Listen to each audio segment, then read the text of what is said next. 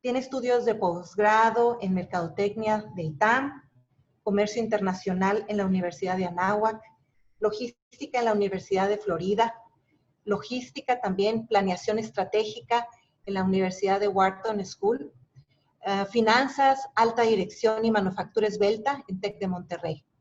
Ha impartido clases de estrategia de distribución, manufactura esbelta y cadenas de suministro en la Universidad Iberoamericana y en TEC de Monterrey. Actualmente cursa la maestría en educación en CETIS Universidad. También tiene experiencia, más de 30 años de experiencia en la industria automotriz. Es director y ha sido director de operaciones de partes de repuesto en General Motors de México. Ha sido director de distribución en Llantas Goodyear de México. Ha sido director de logística mexicana, proveedor de servicios logísticos para General Motors. Ha sido director general de Mackie Automotive, proveedor de servicios también de logística en General Motors. Ha sido director de materiales en Kenworth Mexicana y actualmente es director de logística y abastecimiento en Kenworth Mexicana. Démosle la bienvenida a nuestro invitado, el ingeniero Marco Pañuelos. Bienvenido, Marco.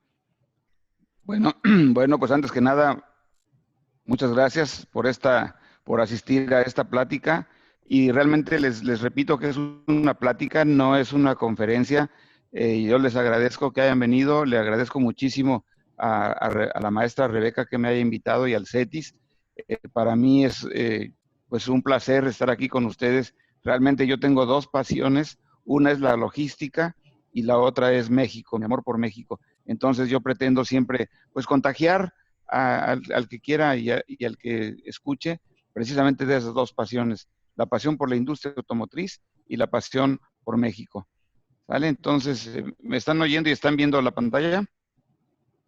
Sí. Sí, ingeniero, confirmado. Sí, ingeniero. Ok.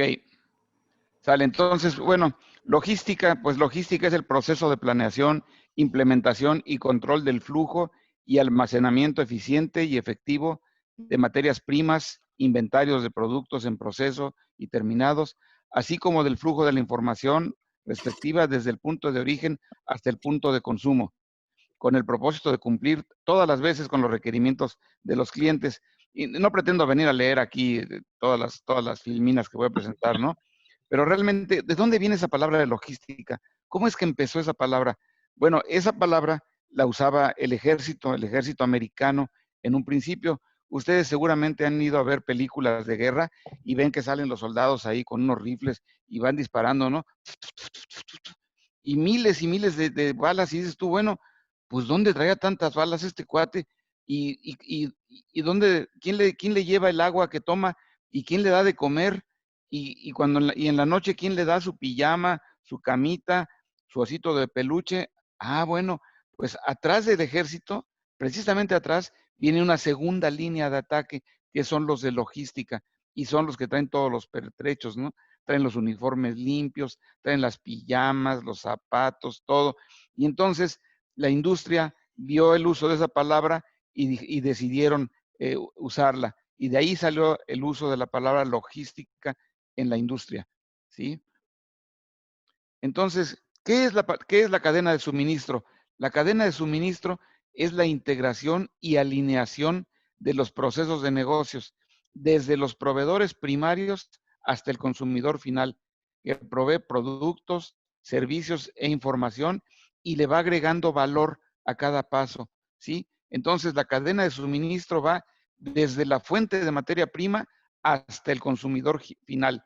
Entonces, no es nada más la planta, no es nada más el transporte, es todo lo que está involucrado desde la fuente de materia prima hasta el consumidor final. Eso es la cadena de suministro. Y aquí tenemos una imagen de la típica cadena de suministro de la industria automotriz, ¿sí? En la parte izquierda ustedes pueden ver los proveedores de materias primas, ¿sí?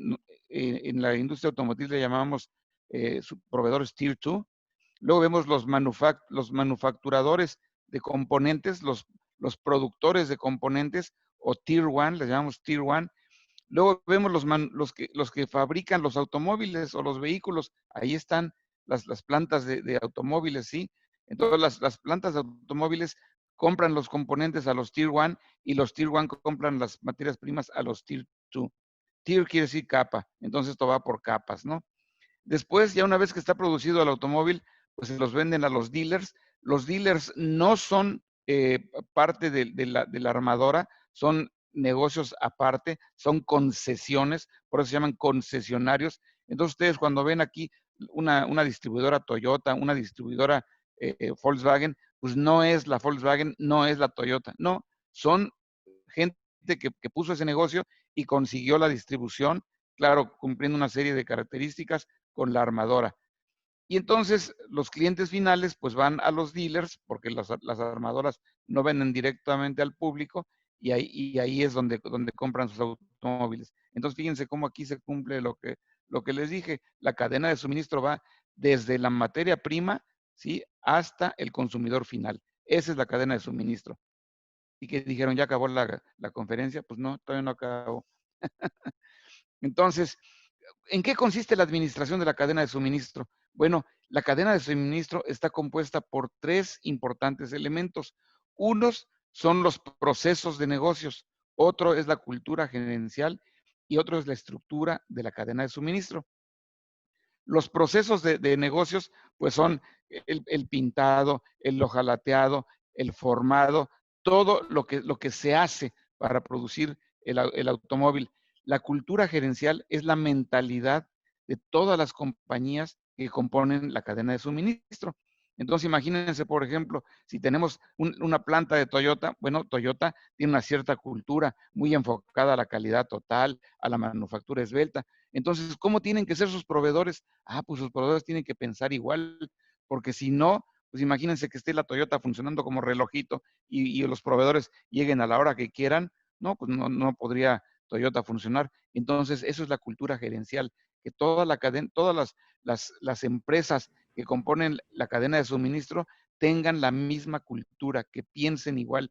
En este caso de Toyota, pues orientación a la calidad total, a la puntualidad y a las entregas a tiempo, ¿sí? Y la estructura de la cadena de suministro, bueno, pues vienen a ser todas las máquinas para producir las piezas y todo eso, ¿no?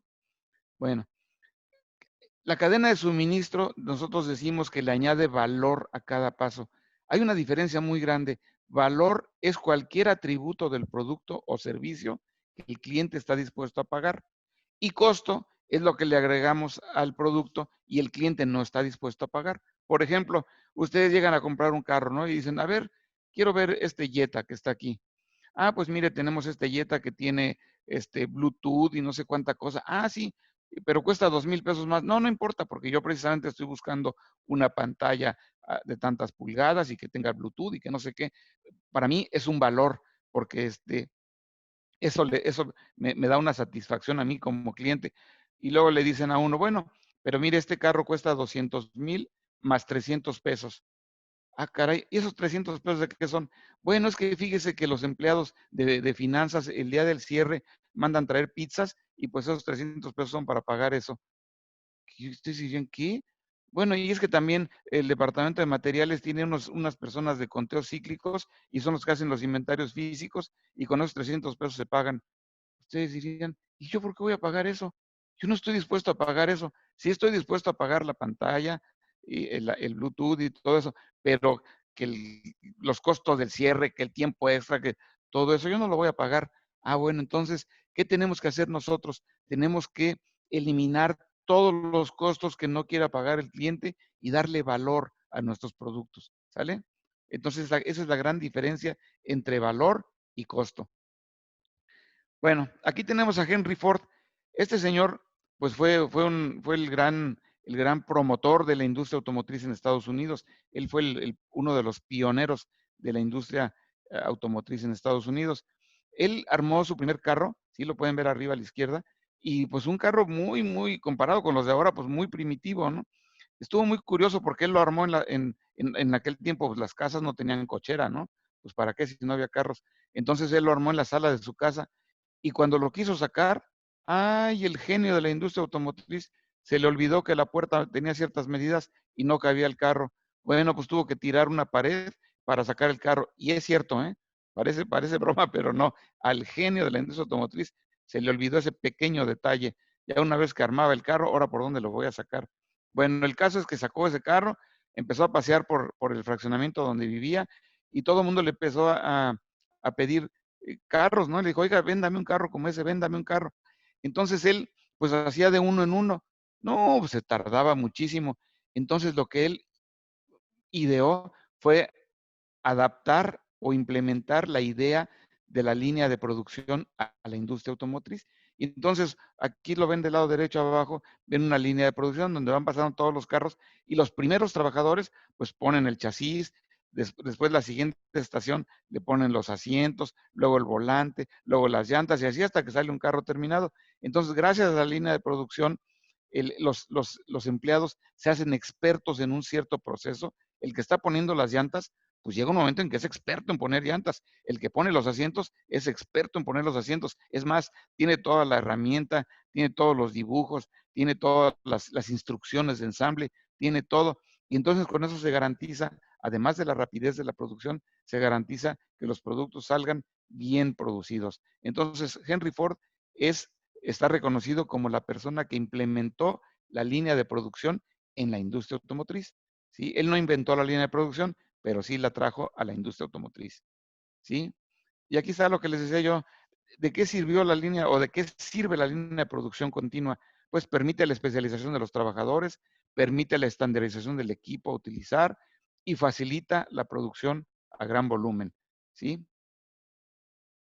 Vamos a hacer algo de historia. En México, hace muchos años, muchos años, las compañías se dedicaban a armar carros y por eso se les decía armadoras y armaban los carros bajo el concepto CKD, que quiere decir Complete Knockdown. ¿Qué quiere decir eso? Que se recibían los carros completamente desarmados y en las armadoras se armaban. Pero ¿qué creen? Que todas las partes que se recibían eran importadas, todas las partes. Entonces el único empleo que se daba en México pues era el de la armadora y ya. Entonces, en aquel tiempo había un presidente con algo de visión, ¿sí? Era el licenciado Adolfo López Mateos, que además le decían Adolfo López Paseos, ¿no? Porque le gustaba mucho salir a pasear. Y el caso es que él estableció o hizo un decreto que se llamó Fomento y el Desarrollo de la Industria Automotriz Nacional, donde se decía, para que se venda un carro en México, tiene que tener el 60% de partes hechas en México. Uy, y dio un plazo pues muy chiquito, ¿no? Entonces, se establecieron esos porcentajes mínimos y dijeron porque para esto, ese 60% que había que cumplir de partes hechas en México, además había una lista de incorporación obligatorias, donde decía, por ejemplo, para, para formar ese 60%, tienen que poner amortiguadores, transmisiones, ejes, o sea, una serie de cosas. Y entonces, con eso, al principio, pues sí, se empezó a desarrollar México, ¿no? Pero muchas compañías que fabricaban muy poquitos carros, empresas sobre todo de carros de lujo, por ejemplo, Mercedes, Fiat, Volvo, todas esas dijeron, no, pues yo tendré que hacer una inversión muy grande para producir partes en México. No, para los poquitos carros que vendo, mejor me voy. Y se fueron todas esas compañías, principalmente las de lujo. Pero había unas que ya habían invertido en armadoras más o menos grandes y dijeron, no, pues nosotros nos tenemos que quedar, no nos queda de otra opción, ¿sí? Y entre ellos estaba Chrysler, Ford, General Motors, Nissan y Volkswagen. Decidieron quedarse y cumplir con el decreto.